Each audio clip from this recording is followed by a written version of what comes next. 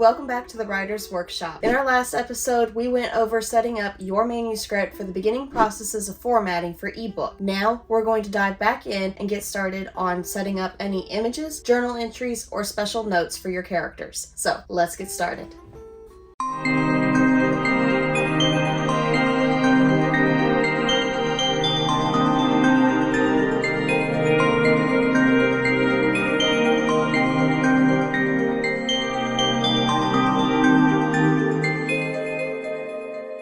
Alright, now that we are back into our manuscript, I'm going to go over a couple things for dressing up your layout. For one, I know I have a couple areas in here for text messages, and I think I just passed one. Yep, here we go. So here is a text message between two of our characters. As you can see, Alice already has it where we have an extra space between both the top and bottom of this conversation. I highly recommend that you do have that, especially if you have any journal entries, notes, text messages. If your character is reading a note or a letter, definitely have that in here. She also already has it where the title of the name for each person is bold and italicized, as well as the body of it is italicized. Something else you could go through in here and do is go back to your paragraphs, and where we left our indentations on left and right alone earlier, I'm going to go ahead and show you how we can use this to enhance an area like this. So I'm just going to put it at 0.4 for both.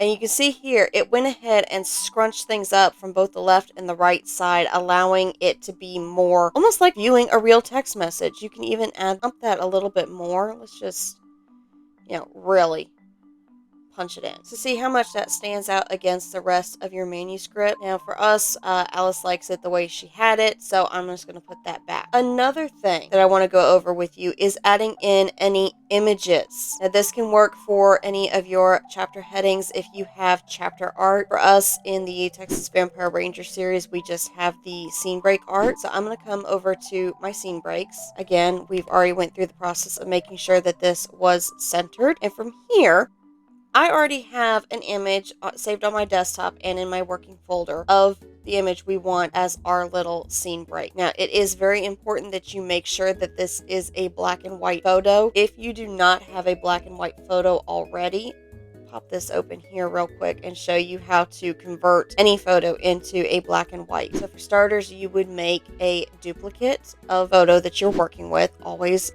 make a duplicate. And here with our copy, I'm going to go ahead and open that. And we're going to go over to tools. With tools, we're going to go to adjust color.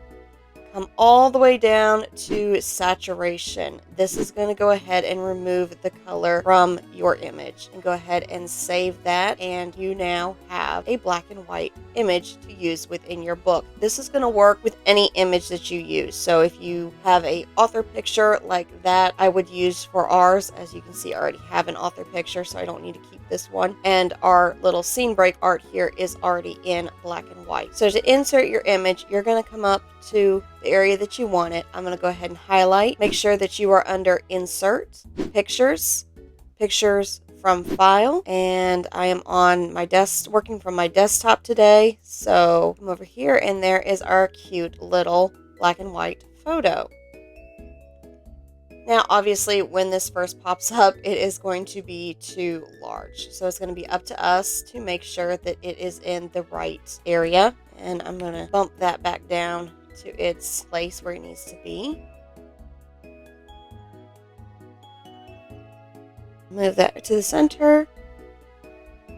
And just play around with this until you find where you want it to be. You could also adjust it if you didn't want it totally center, even turn it the opposite way, elongate it, depending on what you are using for your image. I am happy with that. Now, for me, to make sure that I keep it uniformed, I'm going to go ahead and copy that. I just did the command of Command C.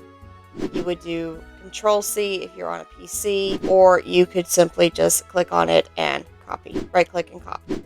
So I'm going to go ahead to go to Find, and I'm going to pull up our 3 asterisks again, and I'm just going to go through here and copy and paste all our scene breaks with our cowboy hat. You would do this same step if you were adding in chapter art, if you have chapter art, or if you have a map that you would like to add into your manuscript. You would do the same and, of course, adjust the size as you need it.